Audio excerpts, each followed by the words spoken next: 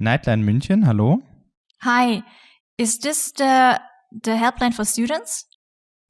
Yes, this is Nightline München. You can talk to me about anything. Our conversation is completely confidential. What's on your mind? Okay. I don't really know what I want to talk about. There are so many things on my mind. I have no one to talk to. I don't want to be a burden to my friends, and my parents don't seem to care.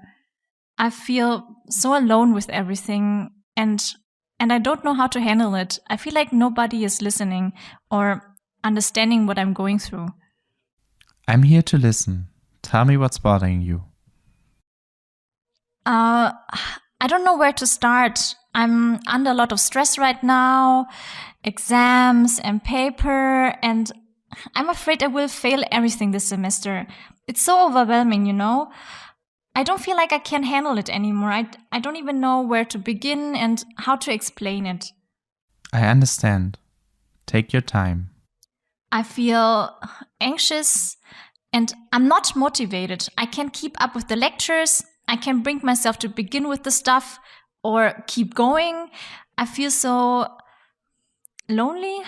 I think I will fail everything this semester. I don't know what to do about it. What would you do? Well, what do you think might help? I don't know. You told me that you feel alone and that you have no one to talk to. You also said that you feel anxious and unmotivated and that you fear you will fail your exams. Yes, this is exactly how I feel. I'm so lost and without motivation, and I want to try and fight it, but I don't know, it's so hard. Let me give you some context to what you have just heard. I am part of a student initiative called Nightline München. Nightline is a helpline by students for students. We offer students a safe and anonymous space to talk about anything they want to with us on the phone, anything that stresses them out. The most common calls we encounter are due to academic pressure, internship, jobs, or conflicts with family members, partners, and friends. What you have just heard was a segment of a staged call. This is pretty much how most of our calls begin. As you could hear, the caller had a hard time describing the problem and starting the conversation. This is something we experience quite often, so it is very important that we make sure they feel safe and comfortable. Have you ever been in a situation in which a friend told you about their mental health issues? Think back. What did you say? How did you react? Your instinctive reaction might have been to offer a solution to their problem or give advice. This would be the complete opposite of what we do at Nightline. Obviously, giving advice to your friends may help to a certain extent, but there are also ways to help without rushing in to fix their problem.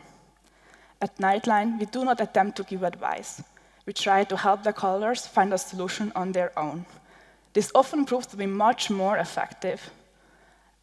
The technique we use is called active listening. I will tell you more about it in just a few minutes.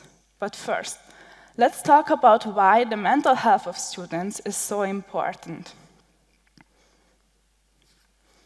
Here's a couple of hard facts. According to the German Federal Statistical Office, 1 in 4 people between the ages of 18 and 25 suffer from some kind of mental health issue. And it is the second most common reason for inpatient treatment, ages 20 to 24. And it's getting worse. Every year, more and more students struggle with these kinds of issues. And of course, the pandemic has even intensified the problem, but it was an issue before already. And we don't talk about it enough because it's considered such a taboo. A survey conducted here at TEDxTUM from the summer semester 2020 revealed that almost half of the students find digital teaching to be demotivating, the primary reason being the lack of interaction with fellow students. During my shifts at Nightline, I experienced firsthand how hard these times of lockdowns have been for students. We encountered a lot of calls related to loneliness. A lot of students have been feeling very isolated in the last few months, and this also shows in our numbers. In the summer semester 2021, we had almost twice as many calls as in the previous one. We students are under a lot of pressure which makes us prone to certain mental health issues. But we often cannot or dare not access the help we need, because therapy services offered for students are in very high demand. And even if you manage to get a spot, a lot of services are limited to a couple sessions only, while many would need longer-term therapy. This is why alternative services such as Nightline are so important. And the help of others. People like you who notice when those around them are in need of being heard. That's why I want to introduce you to active listening. As I already said before, active listening is the technique we at Nightline use during our calls. We try to support the callers in structuring their thoughts and accepting their emotions. In doing so, they can eventually figure out a solution on their own. Having someone truly listen to us can make all the difference. The mere action of describing your problems and telling about your worries can be healing. And the listener can offer an outside perspective and can help with helpful questions to get to the core of the problem. An American psychologist, Carl Rogers, who was one of the founders of a client-centered approach in psychology, formulated the main ideas of active listening. He based it on the belief that all humans are born with the potential to realize themselves to their fullest potential and improve themselves in a holistic sense.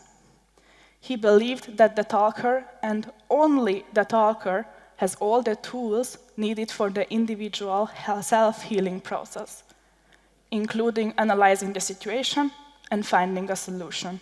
Now you know what active listening is, let's talk about how you can use it to help people around you. If you get the hang of it, it's actually quite easy, but trust me, it's incredibly effective nonetheless. First of all, help the talker open up by making them feel safe. If they are not ready to talk yet, give them space. Once they are, make sure they feel comfortable and assure them that you are there for them. Let them decide what they want to talk about, in which order, and in what level of detail. Don't rush them, and take your time for the conversation. And remember, this conversation is not about you. You should not tell your own story. Also remember, you are not listening to give advice.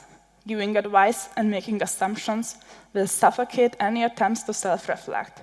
It would be like saying, yeah, all right, please do this, problem solved. The talker has to work through their problems themselves. In my experience, these are a few useful practices to help them process their thoughts. Paraphrasing or mirroring, asking open questions, and holding the silence. So what do I mean by these? Let me explain. Paraphrasing or mirroring means that you sum up what they have told you in your own words. This makes them feel validated and heard. It is helpful when the talker is stuck or is spiraling in a circle of thoughts. It helps them to remember what they wanted to tell you. Here, it's important that you try to highlight the emotions they expressed and don't concentrate on the situation itself. For example, you told me about the situation and you said it made you feel this and that way. Would you like to talk more about it? Another useful practice is to ask open questions to open up new perspectives. Here as well, try to concentrate on their feelings and not on the situation itself.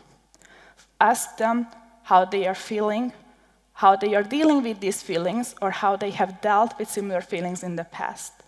Ask them how they could imagine solving the problem, what they hope for in the solution, or how they handled similar situations in the past. This helps the talker focus on how they are feeling rather than what exactly happened. And silence. Being silent in an emotionally difficult conversation is very hard, but try to hold the silence as long as possible because the talker needs this time to think stuff through. As you can see, active listening is not that hard. Yet, it can be trying, especially not to give advice or judge. The most important part in active listening is listening. Being there for them and hearing them can make all the difference. So next time you sense that a friend, a family member, or even a stranger needs to be heard, I urge you to take a deep breath and remember, it's not about you. Help them by enabling them to explore their own thoughts. And if in any doubt, just remember, listen in silence. Thank you.